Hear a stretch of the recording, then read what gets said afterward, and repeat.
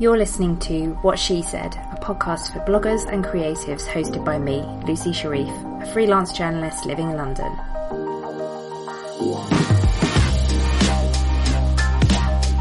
Each week I interview different women in blogging and the online world, getting their best blogging tips and advice, and a little bit of gossip too. Thanks for listening.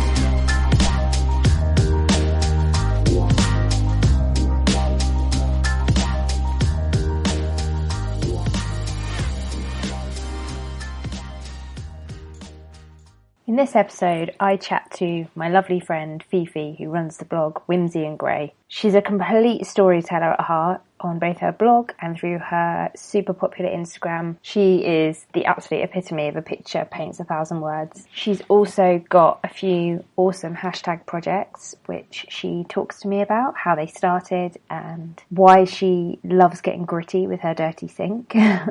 All in all, it was just a really fun chat. And I really hope you love it as much as I loved recording it, which I realised that I say, I think, in every single guest intro, so I've kind of got to stop doing that. Hello. How are you? How was your day? Good, thanks. It's raining and I have socks and a jumper on, which is pretty much the dream after a heat wave.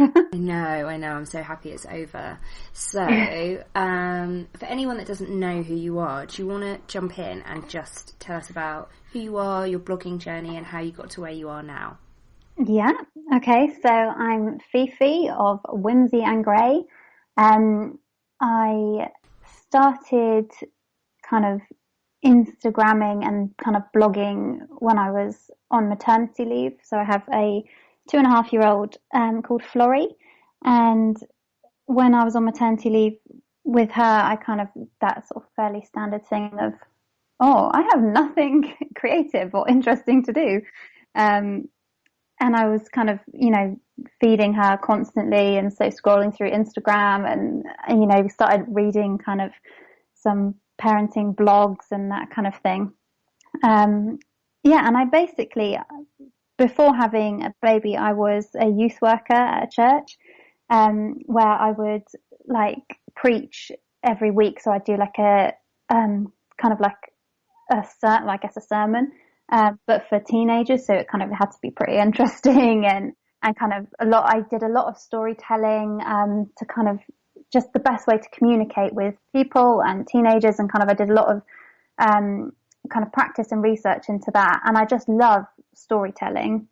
And so when I came across blogging, that I really felt like it was something that was missing in my life since leaving my job. I was like, I don't storytell anymore. I don't kind of practice how I communicate with people and writing and that sort of thing. And so I just had all these funny little things going on in life, having, a baby, and life was a bit chaotic. And so I just started simply by a bit of a mummy blog and just telling stories of what was going on with us. And it was kind of started filling that bit of a creative void that I had going on post baby. Yeah. When you started out, sorry to jump in, but because it's not a mummy blog anymore. No. We'll talk about that, but did you find, because I wrote a post about my kind of reticence of being described as a mummy blogger? Yeah. I think not really, to be honest, because that was my first kind of place I put my toe in the water. I hadn't even really read any blogs before or knew anything about it. So I was just on Instagram, found a few mummy bloggers on Instagram. So really that was the first world of blogging that I knew and kind of got into. But I think it was more, and also I was just that was my life at the time, totally, I decided to be a stay-at-home mum, and it was first baby, and it was just all consuming. And then it wasn't until kind of a few months in, I was like, oh, actually, I do have more to say now. Yeah. And I started following kind of other people who were casting the net a bit wider, and that was really inspiring. So when did you change from? What was it called? It was Fifi and Florence to begin with, and it was just about being a mum, just about us, kind of mostly for, just friends who were nosy on Facebook. Because that's what I love to read. Yeah, I me love too. to be nosy around into people's lives. Yeah. So I changed over to Whimsy and Grey October last year, I think. But I think already I had started to kind of weave in other areas of life, kind of just whatever I was feeling passionate about, or, a lot of kind of, I suppose, just mindfulness, like mindful living, and anything really that I got an idea in my head about, I would tend to just go with, because usually I know when I have a idea for a blog post is because I'm in my head, I'll start telling a story to somebody. Like, how would I tell this if I was speaking to someone? And I'll usually just get a couple of lines of sort of storytelling, and then I'm like, right, that's a blog, and I'll just go and expand on it. And that's definitely your thing, storytelling. Yeah, that's what I love. That's what I really love.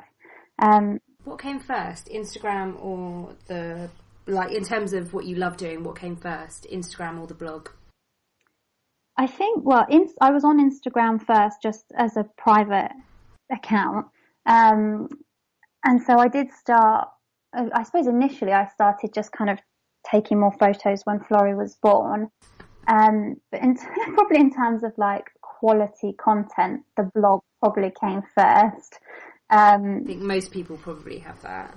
Yeah, because then it was kind of, I guess that for me, that side of things came easier. I had more of an experience of not even writing, but again, just kind of communicating. Yeah. And so that was what came naturally. And then it was like, right, I can learn to take better photographs, and I can kind of grow a bit creatively and get some inspiration. But yeah, I definitely found it's easier to start with what feels more natural to you.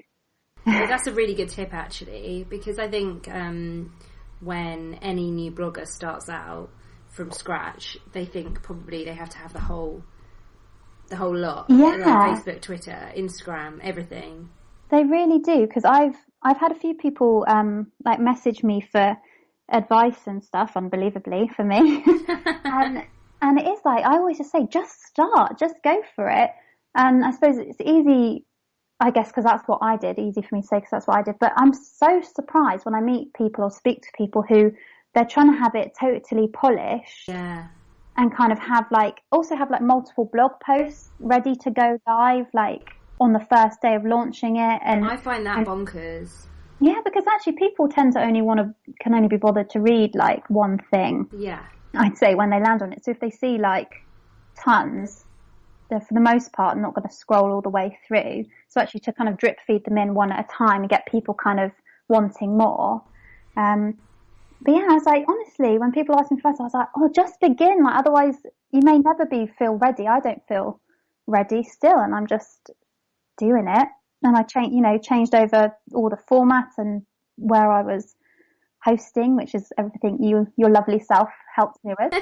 Yeah, actually, do you want to talk a bit about that? Because in the past, 6 months, you've been going through a massive rebrand, and your Instagram is growing hugely, and I'll link to your website and all of your social at the end. But do you want to talk a little bit about that? Yeah. So I just started out kind of just with a WordPress.com blog, because that was just what when I Googled it, that was what came up. Yeah. On a WordPress.com. Because it was just really simple. It was almost like setting up a Facebook page or something. And it's free as well. And yeah, it's free, because you don't want to invest a load of money if you're not quite sure what you're doing. And so I started off with that, and when I got a bit more of a kind of readership and a following, I kind of felt like, I should probably try and make this look a bit more professional. And I'd really been working on my Instagram, because I've been that's where we met really, with Sarah Tasker from Me and Orla. I started doing one of her Instagram photography courses, and so I was really kind of upping my game in terms of photographs and kind of visual style, and my blog just wasn't matching up to that, because it was kind of just a bit of a bog standard freebie template. And so that was when we started chatting, and you helped me kind of move it over to wordpress.org. So I was self-hosted and just lots more kind of freedom with being, customizable and, looking a bit more legit. Yeah. Because you were already working with brands at that point, weren't you? Yeah, I mean, just on a kind of gifting basis. I haven't done any work, but yeah, I think they kind of, I think there's the most thing they're interested in is whether you have an engaged following, engaged audience. And so whatever platform you're on, if people are really invested in you, they'll just follow you wherever, really. But it was nice to kind of get things, moved over and kind of just looking a bit more. So actually, if you click over from my Instagram to the blog, it's nice and continuous. Yeah. I've got some, overlapping images and that sort of thing, that it really, it's cohesive. So if people land on that, or if people land on my Twitter, they think, oh yeah, this is Fifi, this is what, who I know from Instagram or whatever. That's probably another really good tip as well, is having the cohesiveness and thinking about yourself as a brand, which sometimes feels a bit I don't know, a bit cringe, but actually you're right, and you can do it in a really natural way. If anybody looks at your Instagram, it's so personal and you're connecting with a person immediately. It doesn't feel like that you're a big faceless brand, but also if you go across to every single part of your social and your website, you're immediately recognizable. Yeah, definitely. I think that would be a real kind of one of my tips, would be to be really cohesive, but in a way that comes naturally to you. So, but yeah, definitely thinking of yourself as a brand, you have to sort of get over that awkwardness, because actually, especially if you're not making money to begin with, you're having to put a lot of effort into it without any kind of monetary reward, which is not necessarily why you're doing it anyway. But actually, you need to give yourself permission to take yourself seriously. And I kind of have a bit of a fake it till I make it motto in life, where I'll just pretend. I'll just wing it and pretend, because I can do that. I know how to, the phrases to use, and it's not that I'm not being authentic. It's just actually I need to kind of almost fake my confidence so actually I need to think of myself as a brand, so that, like when I kind of met up with you and we started making the blog all kind of professional and better and whatever, because I needed to have that confidence in myself that if I take myself seriously, other people will take it seriously as well. So fake it till you make it, basically. That's one of the things that I love about you as well. I think it's brilliant, because it's not really fake it till you make it, because you're not like bullshitting at any point. No. But it's more, like, I'm gonna fake this confidence thing and give myself permission to be a professional blogger until the confidence catches up with me. Yeah. And I would say that, so I think we connected even just before it turned out we were both on the Insta retreat. Yeah. Which was super weird. Yeah. But, so I don't really know how it happened, but kismet. But so I sort of feel like I've seen you go on like a real journey, like really quickly as well. It was a bit like you, I don't know, like you found your voice basically, and it seems that you tapped into creativity that you probably you had all this time, but you just hadn't given yourself permission to have. Oh, thank you. Your pictures are so gorgeous and your captions are amazing, and well, I'm one of your biggest fans, but it's really nice to see like somebody go on that journey. It's been crazy. When did we do it was the beginning of this year, wasn't it? We did it. So it's only been sort of 6 months. I think basically and I'd felt that frustration for a while, where you're sort of trying to do what other people are doing and kind of what's doing well, and not, stuff that I liked, kind of, the sort of bright white accounts, big floral stuff and flat lays, and it was all stuff that I found really beautiful and I loved. And I was kind of trying to recreate it, because I think, to begin with, the first step of the creative process is to recreate. And, you know, it's not necessarily copying, I guess, but you have to learn. Like when I did like GCSE and A-level art, and the first thing you always did was you just copied another artist's work so that you could kind of practice. And so that was what I was kind of doing. And I was feeling that frustration of like, well, I still prefer other people's work to mine. Like I'm not quite getting it. And also it just wasn't my life. Like I live in a house that is fairly grubby because I have a child and a house rabbit, and, you know, I live. And it's quite, you know, I don't have very much light downstairs. It's quite a dark house downstairs, which next time I buy a house will not be the case. But it was actually to try and have like bright white floral things. I don't have enough money to buy fresh flowers constantly. Like it wasn't fitting in with my life, and it wasn't really true representation of my life. And it was when I kind of gave myself permission, to start capturing what my life was actually like. It just sort of unleashed all this freedom of kind of expression and creativity, and it just, yes, it was like you say, it was really quick. Something just kind of unlocked, and I think it started where I have what could be quite a nice kitchen. It's got like dark wood sideboards and a butler's sink, but it's all a bit tatty. Like the sideboards are water stained, and the sink has got loads of lime scale and all these things where I'm like, oh, that would be really nice if I had cleaned it properly and upkept it and everything. And so I kind of would avoid taking photos of the mess. And then Sarah had said in the course, like, try not to over tidy photos. And so I kind of probably took that to the extreme and just started photographing the mess. So I left, like, I had some pans on the side of the draining board that, like, they would kind of been there for a few days. And I'd made a cup of coffee, and so I just put the coffee on the sideboard, and my sink is kind of stained. And I just was like, I'm just going to take a picture of it.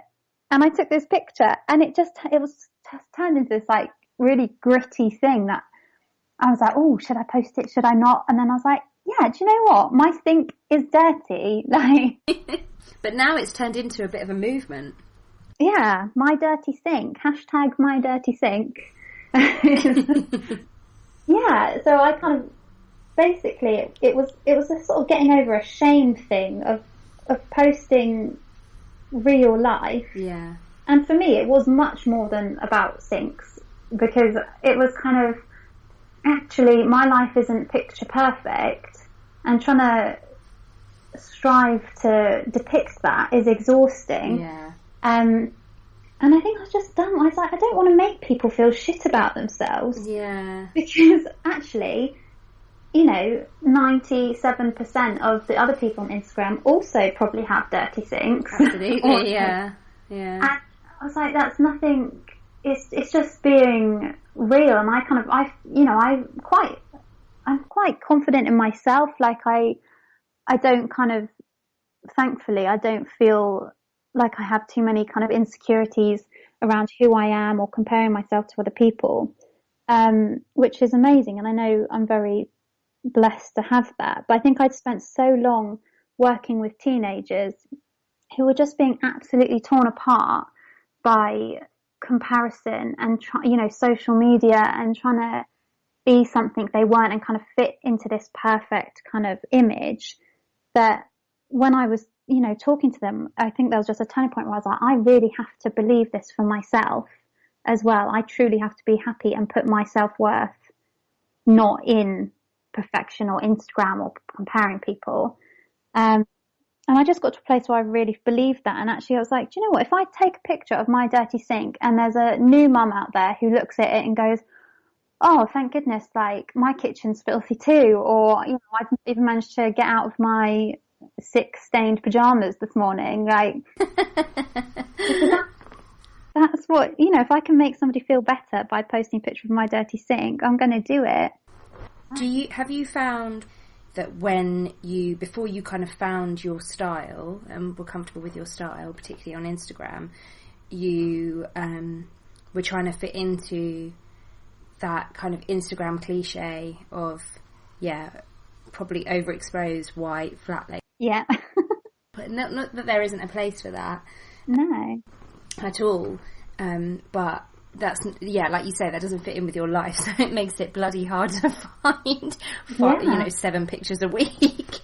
But did you find that with your writing as well? So going back to your blog, because I think that you write about really personal, but have you always felt comfortable? I think I've always felt more comfortable being quite vulnerable in my writing, or if I was speaking or whatever, because I think it's something to do with like having authority on a subject. And so I've always, been very aware that, say, like if I preach at church, I'm very young, relatively young to be doing that. Like, say now I'll preach an adult, like in the adult congregation. So it's like there are people who are like, 50, 60, 70 plus that I am effectively giving teaching and advice to. And so I guess it's that feeling slightly like a fraud, and kind of actually I find that if I stick to a place of vulnerability and I stick to somewhere that is, this is my opinion on the subject, or this is my experience, this is what's happened to me, then I am an authority on that subject, because that is it. You can't deny me my experience. Yeah, that's your truth, isn't it? Yeah, this is my truth. And actually, I'm not a very, confrontational or debating kind of a person. And so actually, I can just comment from where I am and what I'm doing or how I'm feeling. And again, it's that kind of being vulnerable. I just find it's not so much for me as it is for other people. Like, it gives permission for other people to say, yeah, I feel like that too, or I can relate to that, or actually let me think about this for myself. Yeah. And I just love being able to give people I guess the permission or the opportunity to do that. Yeah. Yeah. I think something that I read once stuck with me a little bit, because I feel the same as you about writing vulnerable posts, and I hadn't really ever articulated why they work better. So you've just hit the nail on the head for me. It was a proper light bulb moment. I was like, wow. Yeah, I hadn't really thought about it like that either. Oh no, that was. Say it. But someone once said, I can't remember who it was. It was a blog post that I read, where they were saying, I don't share. I have a rule. I don't share stuff until I've dealt with it myself. And I was like, oh yeah, that's a really smart move. It might have been Jen Carrington actually.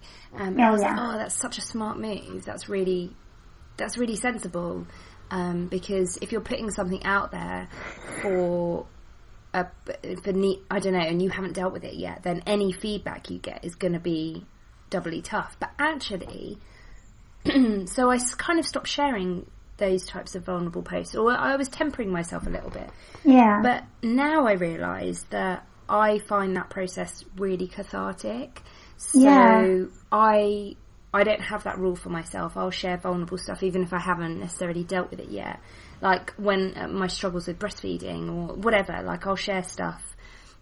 I mean, it might be different if you were talking about, I have like hundreds of thousands of followers, almost, I suppose, kind of Yeah, that's a good point, actually. I feel like most of the people I share with, even if I don't know them or they're friends on Instagram, they kind of feel like I'm speaking to friends. Yeah. But I guess, I just think there's so much power in letting people join you on the journey.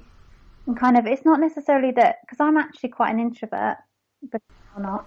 I talk about it in therapy. I have no issue with like sharing things to a wider audience, but don't talk to me one-on-one about it. Like, honestly, yeah. I suppose because you can kind of be measured and you don't have to, you can just let people see in through a window. Yeah, that's true. It's not like, come over to my house and get in my business and it's actually, you can, it's just letting people a snapshot to be like, actually my life isn't perfect. Mm-hmm.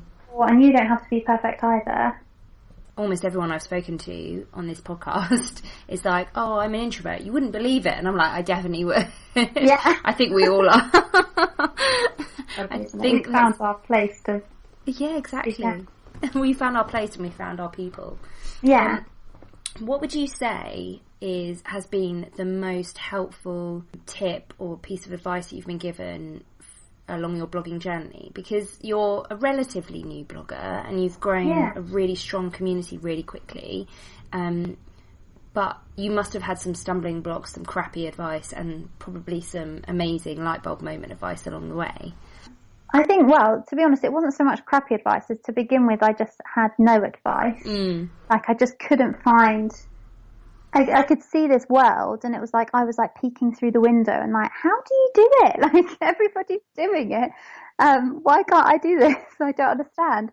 I haven't been let into the club. Do you feel like that sometimes? That it's yeah.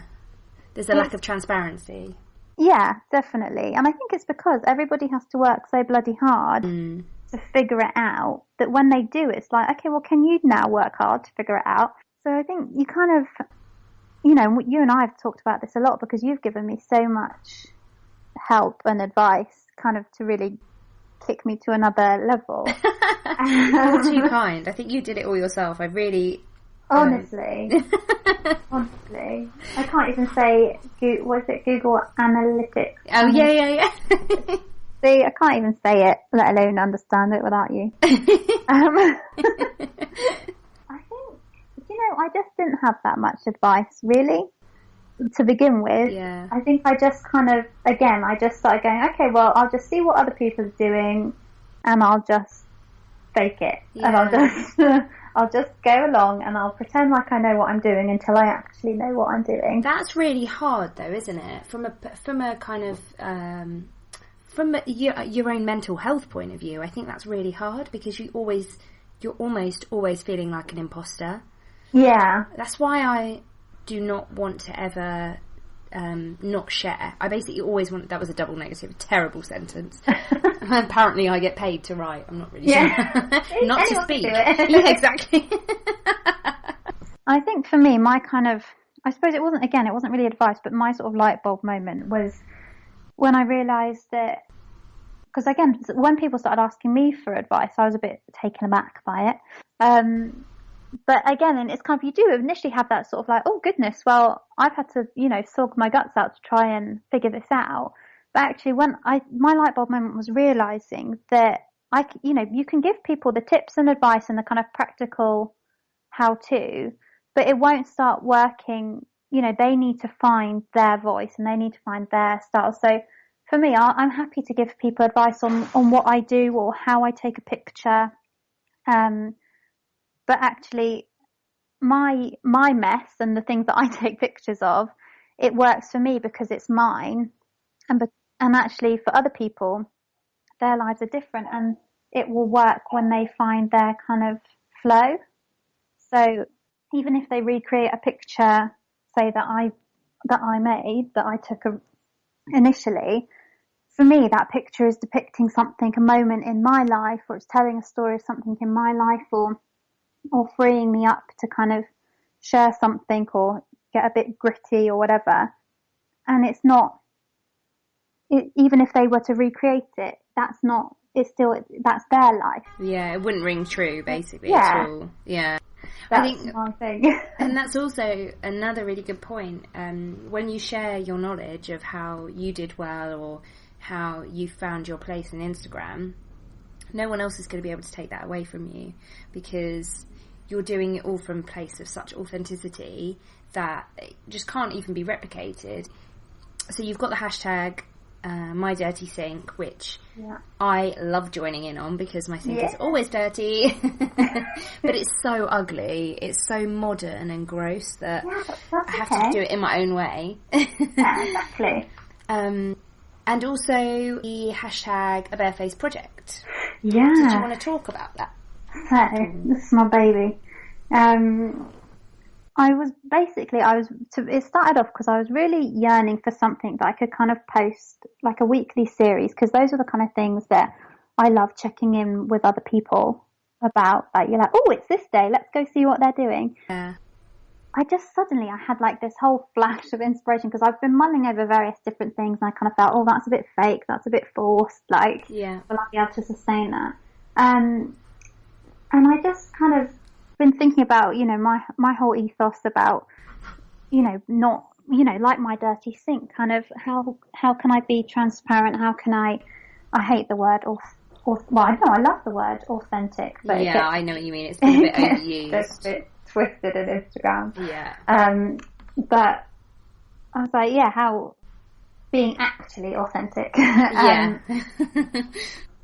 Basically, at the beginning of this year, I wanted to start challenging myself, because I realised that when I first started taking kind of like, say, messy pictures, it made me feel a bit uncomfortable to post them initially. And so I wanted something that was just kind of make me feel uncomfortable. Yeah. Because I found that was where I got the best results, was when I was right outside my comfort zone. Yeah. Kind of challenging myself to do something I didn't necessarily want to do or feel comfortable with. I was going through some old sketchbooks from my GCSE art days, and I'd done a series of portraits, kind of drawing portraits, of kind of depicting different kind of emotions and that sort of thing. There's a whole blog post on it somewhere in my on my blog. I'll link it. And I was like, oh, that's really interesting, actually, kind of how your face like portrays certain emotions. And I started thinking about Instagram, and I was kind of like, okay, do my photos actually depict the kind of week I've really had? And so basically I started challenging myself to take a self-portrait every week, kind of not like a selfie, but actually like set up the phone or the camera on a tripod, and just let whatever the kind of overriding emotion of that week had been, just let it kind of, I'd take a big deep breath and just let that emotion kind of flow through on my face. Take a picture, whether I had makeup on or, you know, plucked eyebrows or messy hair, just take it. And so just once a week, even if, so people could see the emotions kind of that were going on behind the camera. Yeah. And it made me feel really uncomfortable, but I was quite excited by that, because I was like, actually, that's always where it's just going to, this is going to be something. Happens. Yeah. And I wasn't quite sure where it would go. And I kind of invited people to join in if they wanted to. You've joined in, haven't you? I have, couple of weeks. I think it's quite a scary thing for people to do, because actually it's one thing to maybe be vulnerable with your words, but then I think people have a lot of self-confidence issues with actually sharing their face. Yeah. And I think I did a bit like, but actually I kind of was like, well, do you know what? I don't put my self-worth in how I look, and I don't, you know, I know that I'm an amazing person even if I have really bad skin. Yeah. You know, I know that and so I was like, right, okay, let's do this. And also, and it might free people up to see, well, actually, I might take some really pretty pictures. Yeah. But my life isn't all fairy dandy, or it might be some weeks. Yeah, yeah, that's true. Sometimes your picture is like, I've had a really great week and I'm really happy and whatever. I have something to say. It's a slight gripe. Not with you, by the way. Good, tell me off. Yeah. When people join in with hashtag projects that are really special and really beautiful and curated, like My Dirty Sink or Just a Little Whimsy, and especially a Barefaced project, or any of them, there's loads of them out there, and they just add it to every bloody picture, it really pisses me off. Yeah, it's like, seriously, people, tailor your hashtag. Yes, oh my god. If you don't read Sarah Tasker's blog, Me and Orla, well, you should anyway. If you're using Instagram, then you really should. But she's the queen. Yeah, she is the Insta queen. But she will always talk about, she has a great newsletter, which is a hashtag newsletter, and she curates all these amazing hashtags and shares them with her followers. And she used to put a block at the bottom of all the hashtags so you could copy and paste them. And she stopped doing it because people would just bloody pick them up and put them in every single post, which I just think is so lazy and so disrespectful. It really, really annoys me. I don't know why it annoys me so much. I really need to calm down. Yeah, no, I'm exactly the same. I'm like, is this safe? Don't think so. So, where can everybody find you? So I am at Whimsy and Grey pretty much everywhere. So I am easy peasy. On Instagram and Twitter and not Facebook, but Pinterest. I'm at Whimsy and Grey everywhere. Perfect. And your blog is whimsyandgrey.com, and I will link it in the show notes. Thanks for listening to What She Said. And if you like this episode or any of the other episodes, please think about giving me a lovely rating on iTunes. I really appreciate it. If you want to connect with me, head over to my blog, wanderloose.com, or hit me up on Twitter, Instagram, or Pinterest, where I'm at wanderlooseblog.